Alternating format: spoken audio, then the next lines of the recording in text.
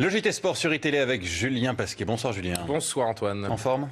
Super forme. Bon, pas du tout mal au dos. Ouais, non, pas du tout. Non. Surtout pour parler de rugby, puisque c'était le dernier entraînement du 15 de France aujourd'hui, avant l'entrée de l'équipe de France dans le tournoi des 6 Nations. Et on va aller découvrir ces dernières images d'entraînement donc pour le 15 de France version Guy Novès, l'entraînement du capitaine qui a eu lieu aujourd'hui à Marcoussis pour la quasi-totalité de l'effectif, à part les buteurs qui sont allés tester la pelouse du Stade de France. France-Italie, on l'a bien compris, c'est le premier test pour Guy Novès, le nouveau sélectionneur des Bleus. Il a fait le choix, vous le savez, de la jeunesse avec 4 nouveaux au coup d'envoi. Bézi en demi de mêlée, Gédrasiak à la deuxième ligne, Danty au centre et Virimi Vakatawa qui sera un peu l'attraction de ce premier match. L'habitué de l'équipe de France à 7, ailier, il découvre le rugby à 15. Et puis pour être complet sur ce match demain au Stade de France, sachez que François Hollande assistera à la rencontre. La dernière fois qu'il avait assisté à une rencontre à Saint-Denis, c'était le 13 novembre dernier, cette triste date du match amical entre la France et l'Allemagne. Pardonnez-moi. Le programme complet de ce week-end de première journée donc du tournoi des 6 Nations. La France, c'est à 15h30 donc contre l'Italie, 15h25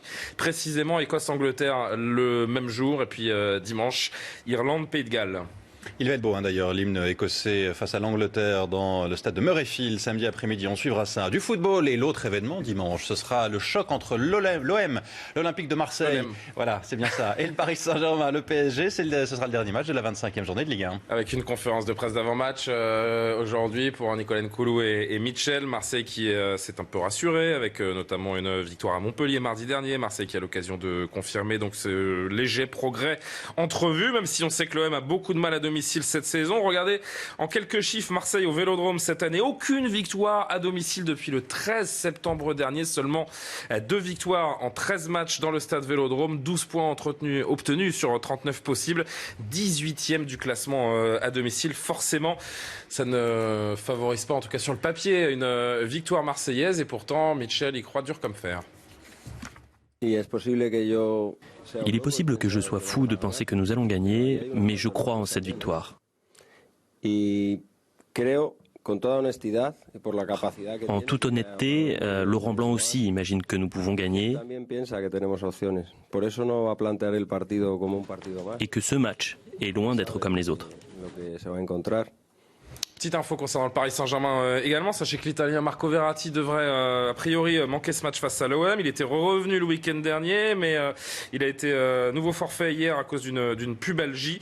Il devrait manquer donc ce match contre Marseille, mais peut-être également les rencontres contre Chelsea. Van der Wiel, opéré de l'appendicite, va manquer également a priori le rendez-vous.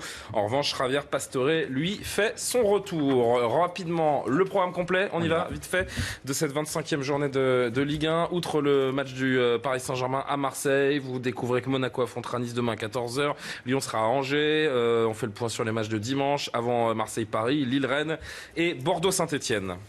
La Ligue 2 est l'occasion manquée ce soir pour l'AS Nancy-Lorraine. Oui, occasion de prendre provisoirement seules les commandes du championnat de Ligue 2. C'est donc manqué. Les Nancéiens 2e recevaient Metz 3e. Choc dans cette 25e journée.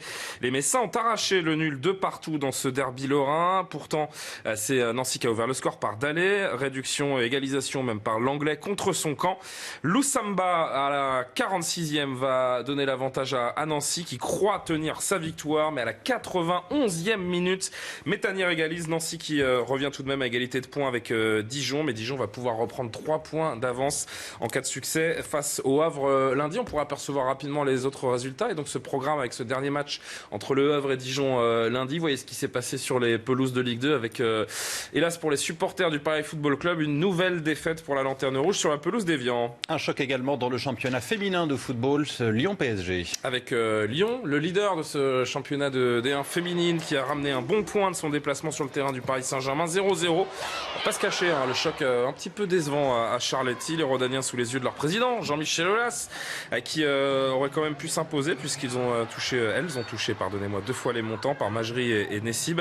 Lyon qui reste donc premier quand même avec 3 points d'avance sur les Parisiennes qui s'en sortent bien. Merci Julien. Merci. Et à tout à l'heure.